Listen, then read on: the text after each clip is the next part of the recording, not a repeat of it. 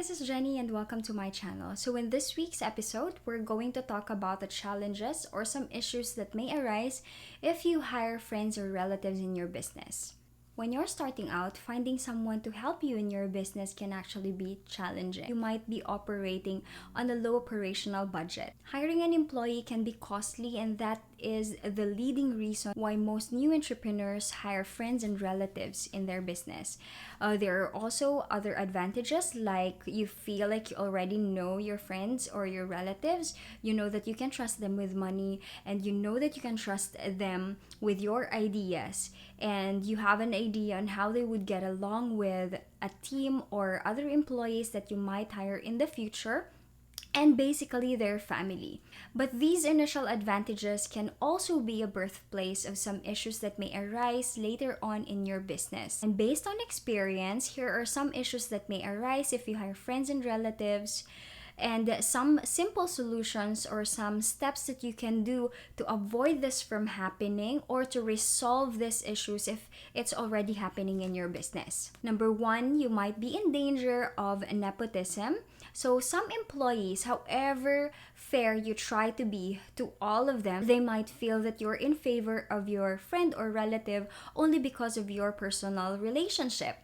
You might experience this especially if you're giving an award to an employee who's a relative because they're doing a great job and that they're going above and beyond of what's expected of them, and they're really responsible in the business and taking action and bringing in a lot more in the table. Other employees might feel that you're giving a commendation or award only because you're related to each other or only because of your personal relationship. My suggestion is that you try to be transparent with everyone in your business. So what does this mean? This means that you have to be transparent with the roles, the responsibilities, and your expectations of each of your employees, and let that be known to every one of them. Transparency can also help you and your employees become aware of what others' responsibilities are so they can offer help. And of course, if they slack off in their jobs, they can call them out and then report or actually offer help. So that's one thing that you can do. Number two, some business issues gets carried into family events. So mahirap ito maiwasan, especially if you have a close-knit family. And magugulat ka na lang to hear your aunt or your uncle giving unsolicited advice, giving suggestions, giving you a lot of information that can leave you overwhelmed or confused at times. While you appreciate their support and their concern, it can actually leave you, like I said, confused and overwhelmed, and it can cloud your judgment. So one way that you can avoid this from happening is to have them sign a non-disclosure agreement. Not only your friends or relatives, but everyone in your business. So this means that they're not supposed to bring out any information outside of the business.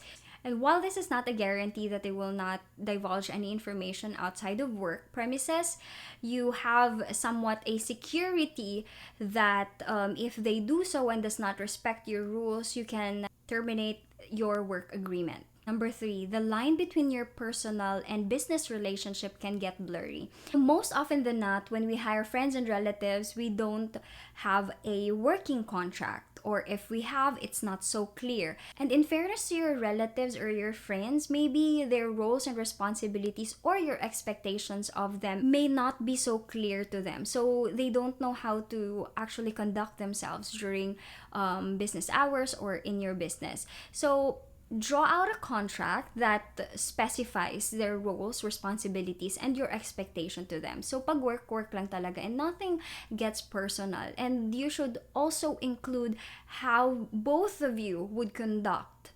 yourselves during business hours or when you're at work. Number four, difficulty in implementing rules. Actually, most of the time, our relatives are the ones who would break the rules first. You might find it difficult to implement rules, especially to those relatives who are older than us. Implementing rules to those people can actually be a little bit difficult.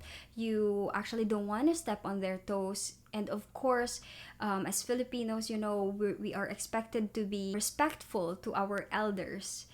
We have that sort of thing going on in our culture, and sometimes that can be a challenge. They may not take your rules seriously as well, and they might take extra freedom. Like, for example, if they're supposed to come in at 9 a.m. for work, they might report at 10 a.m., or they might take extra leave if it's their children's birthday or they have an emergency or something, kasi they might get complacent because magka-relative nga kayo or magka-mag-anak. So that can actually be a problem. You can avoid this from happening by being firm in implementing your own rules. What I mean to say is that you shouldn't go around breaking your own rules. If you say that your work hour should be 9 a.m., you should be there at 9 a.m. 9 a.m. and don't be late. If you have sanctions for breaking rules, go ahead and implement that, because you have to be the first one to be respecting your own rules and not break them. Otherwise, if your employees see you breaking your own rules, they might do the same. Because you're their leader, you should be leading by example. And once they catch you breaking your own rules, whatever sanction you will put in place, they may no longer respect that.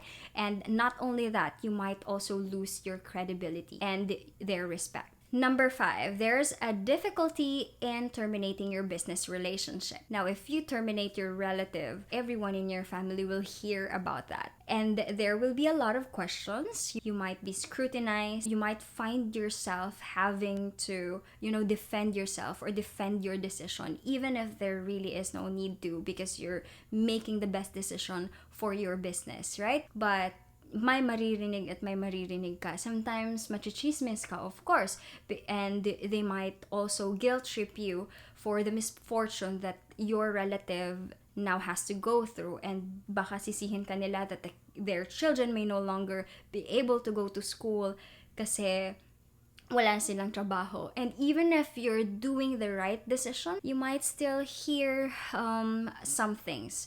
So I have no solution for this, but my advice to you is, before you get anyone on board, whether they're a relative or not, be firm with your decisions and be mentally and emotionally tough. Hiring a relative or a friend into your business is a big decision to make, and there's a lot of things to consider. I'm not saying that hiring a friend or a relative will only cause you headache and it's going to be a bane of your business. As a matter of fact, the most trusted employee that we have in our farm is my cousin.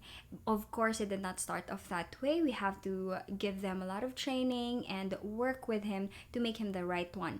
What I'm trying to say here, and perhaps the bottom line of this video, is whoever you want to hire, whoever you want to bring in your business to help you grow it, they have to check off all the qualifications that you've listed down for the particular position you're trying to fill in your business. Your team is undeniably a big factor in your business success. Alone, you can only do so much, but with the right team, with the right people, your business has a potential to grow exponentially. Key here is to fill the right seats with the right people that can help you grow your business. Again, whether you're hiring a relative or someone who applied for a position in your business, they have to check off all the qualifications that you're looking for.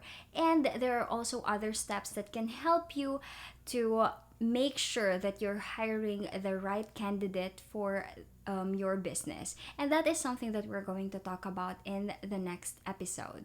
I hope this video has been insightful and will help you make the right decision for your business. And of course, the most interesting part of this video happens afterwards in the comments section below. So what about you? Have you tried hiring a friend or relative to help you in the business or to work with you in your business? How is the experience? I wanted to hear about your experience, and let's go ahead and start the discussion in the comments section below. Again, this is Jenny, and I create videos that help moms find their joy while taking care of their families. And if this topic excites you or interests you, consider subscribing to my channel, and don't forget to click the bell button so you can receive notifications when new episodes come up. See you next time!